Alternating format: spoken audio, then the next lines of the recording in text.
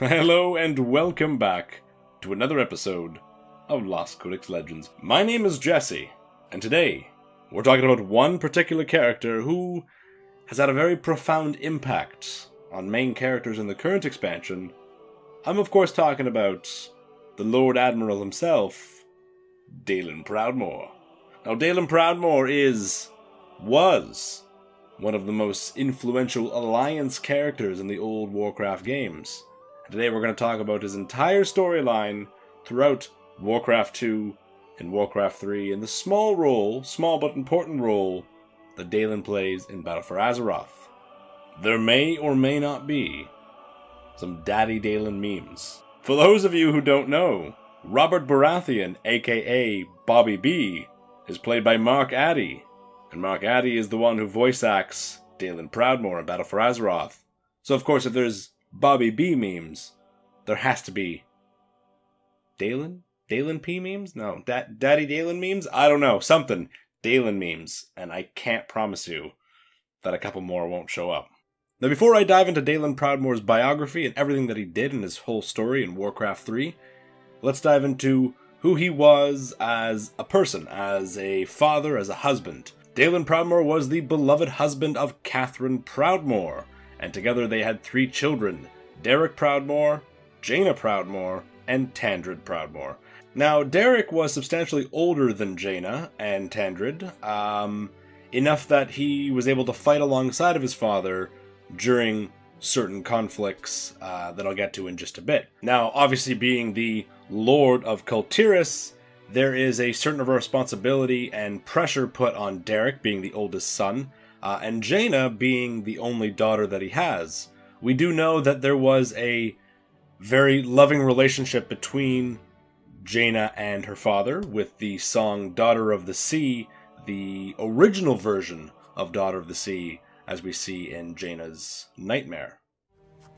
Ahoy, ahoy, sweet daughter of the seas. Ahoy, this child be mine. The Admiral's will, his whole entire world, for as long as stars do shine. Promise you'll come back? I'll weather every storm if I know you are waiting for me. Time to go, Jaina. I love you, Papa. Come topside, sweetheart. A little quick fact about the youngest son of Dalen, Tandred was initially not canon at all.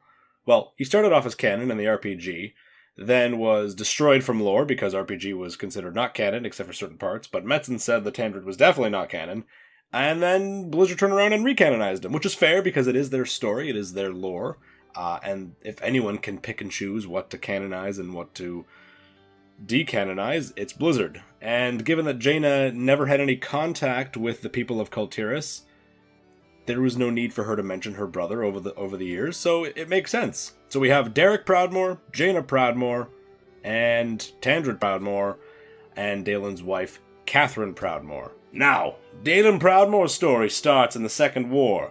Obviously, Dalen had some sort of childhood. Dalen grew up in Tirgard Sound, grew up in Borealis. We don't know much about his younger days, before the Second War. We don't even know much about the First War. What we do know is that Dalen Proudmoore was the Lord Admiral of Kultiris during the First War. He was the Patriarch of the House of Proudmoore, alongside the House of Waycrest, Stormsong, and Ashvane.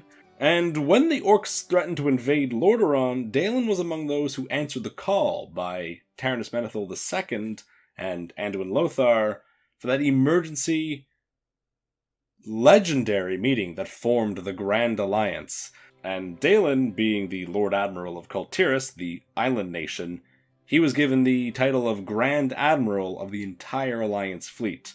Lordaeron had its ships, presumably Gilneas had its ships, Stormwind had very little ships at this point, and of course Kultiris had the best of the best. Under the control of Dalen Proudmoore, the Alliance Navy moved to intercept the Horde fleet near the island of Zul'Dare, which is located in Barradin Bay, or near Barradin Bay. It's not actually in-game. Despite its name, Zul'Dare has nothing to do with trolls. We don't know why it's called that, but This island, or rather the intercepting of the Horde Navy here, happened just before the Battle for Hillsbrad, which is one of the most iconic first battles of the Second War. Due to Dalen's prowess at sea, and likely due to the superior nature of most of the ships in the fleet, which would have been of Terrassian nature, the Alliance Navy decimated the Horde fleet. It is almost laughable and hard to fathom how devastating this battle was against the Orcish Horde. They hadn't even made landfall for the majority of their forces, and yet this fleet, consisting of Gilnean ships and Lordaeron ships and mostly Kultira ships, absolutely decimated. And in fact, it was almost a cruel fight. The water was bloody with Orcish limbs and corpses, and Dalen thought, this is it. This is where we can stop this menace before they even get to land. This is, you come into my house, you come into my territory on the sea, no, you're done. Dalen got a little bit full of himself in terms of how easily the Horde could be beaten, and the Horde come in and prove them wrong. Unbeknownst to Dalen, or really anyone in the Alliance, the Orcish Horde had enslaved red dragons. They threatened to torture Alexstrasza, who they had prisoner, and because of this, the dragons were forced to do the Horde's bidding, and the dragons were the perfect weapon to use against the Alliance fleets. And so Dalen was forced to retreat as he had no means to combat these dragons. Dragons being used as a weapon against wooden boats is not a fair fight. No matter how many Tide Sages bless your ship, Dalen's fleet, or any Alliance fleet for that matter, couldn't really compete, and so Dalen was forced to retreat. Later on, Dalen finds a way to combat the threat in the form of the Wildhammer Dwarves. The Wildhammers, led by Kurgan Wildhammer and his Griffin Riders, show up and are actually able to stand toe-to-toe or wing-to-wing with the dragons. They might think smaller griffins against dragons. Not surprisingly, the griffins are extremely agile, and with their storm hammers and the swift maneuvering, they're able to harass and actually do some decent damage against these red dragons, who again are being held against their will. But of course the dwarves don't know that, and the griffins don't know that, so an enemy is an enemy. Now, Dalen and the Alliance Navy were able to overtake the Horde fleet near the island of Crestfall. Crestfall was actually one of Kultiris' many neighboring islands, one of their territories, but was occupied by the Orcish Horde and used as a naval base. As you can tell in this picture from Chronicle, the battle for Crestfall did not go well for the Horde. The red dragons are prominent here in this battle, and the Wildhammer dwarves have improved their tactics over the course of several battles, and now are able to repel the dragons even more. Now, if you thought the battle for Zul'Dare was a resounding victory for the Alliance, it is nothing on the battle for Crestfall. The Orcish Horde was decimated in this battle. It was absolutely obliterated. Chronicle Volume 2's description of the battle for Crestfall is an absolute gore fest for the Horde. Thousands upon thousands of orcs are launched into the water, their ships sinking, them either drowning or dying from cannon fire or pistol fire or any kind of fire. And although they did have the dragons, this was not a victorious moment for the Horde. Now, however, despite winning this battle and it being a tremendous success for the Alliance, this is where Dalen Pradmore suffers one of his greatest losses.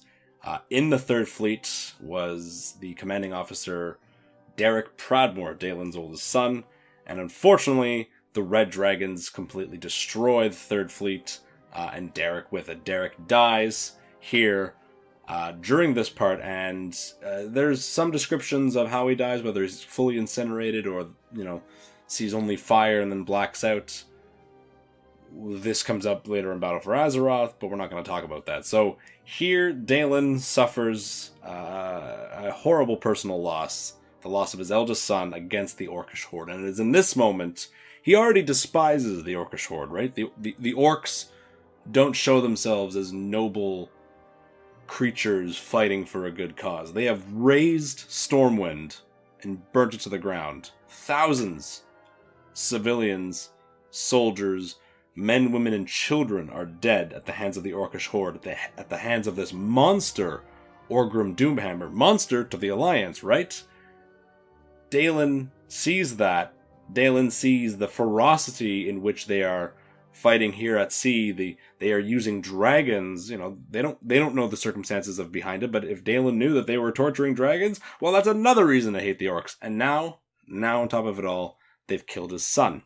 So this is a defining moment for Dalen. This is where now he is vindicated. Now he is justified in his hate. Everything that he saw the orcs as has been validated. They are truly monsters not welcome on this world. In the wreckage of the Third Fleet, he doesn't find his son or many survivors, but he does find agents of Aiden Perinold, who were sent to aid the Horde, and these guys are proof, evidence of Perinold's grand betrayal to the Alliance when he helps the Horde. So Dalen takes them prisoner. After the Second War, Dalen is present at the meeting in Netherguard Keep and informs the Alliance army about the Horde's movements when they're looking for the artifacts, when they're looking for different artifacts for Nerzul's secret evil plan. Later, he's present in Stormwind after Stormwind's been rebuilt when Arthas becomes a paladin. And at a later point in time, in fact much later, he was on the jury for Tyrion Fordring's trial regarding Eitrig and the fact that he defended Eitrig and saved Eitrig, this lone orc hermit that lived in the wilds. Tyrion was put on trial, and one of the judges was Dalen Proudmoore. And it's interesting because you've got Tyrion, who is one of the original paladins. He has sworn this oath to the light. And remember, paladins were first made to combat the orcish menace, and yet here Tyrion is defending an old orc because he saw Eitrig for something beyond a monster. But then you have Dalen, who's on the jury, and he's just flabbergasted. This man, this hero before him, a paladin of the Silver Hand, is defending an orc? How ridiculous is that? Dalen, there's not a lot of commentary from Dalen, but I can imagine the thoughts going on in his head, thinking like, really? Do you not remember Stormwind? Do you not remember what happened in Quel'Thalas, the gates of Lordaeron? Like, do you not remember any of these things? No doubt Dalen's terrible bias against orcs was something not in Tyrion's favor. We're going to skip ahead after the Second War. Presumably, at some point after the war was over, he has a funeral service for his son Derek. Here's a picture of younger Dalen with little child Jaina mourning Derek's loss. And even years after the Second War, he remains true and loyal to the Alliance and Lordaeron with his fleet, defending the oceans, hunting pirates, doing what sea boat people do best. Now, because he is one of the major leaders of the Alliance, he allows his daughter Jaina to study abroad, to go to Dalaran to study under Archmage Antonidas, the leader of the Kirin Tor and leader of Dalaran. Lady Catherine, Dalen's wife, has to convince him to let Jaina go and study outside of Kul Tiras, especially after losing Derek. Dalen's a little bit protective, but off she goes to study in Dalaran, and that's where Jaina's story begins. Now, of course, during this time, Thrall has freed the orcs from the internment camps, and Thrall wants to go west, and so he steals several ships from South Shore. Dalen no doubt hears about this and gathers a small fleet and chases after them. No doubt, had Dalen and his small fleet caught up with Thrall and the ships that he had stolen, Thrall or Grom wouldn't have made it to Kalimdor. But fate had other plans, as a storm arrived, scattering both Dalen's fleet and Thrall's fleet. Now, several of ships from both sides crash-landed on a set of islands, and that's where Thrall meets the Darkspear, and some of Dalen's forces attack. But Dalen escapes that situation and at some point returns to Kul Tiras. There's a point when Lordaeron and Dalaran have both been destroyed and Dalen receives news of it. He's absolutely mortified because his daughter was in either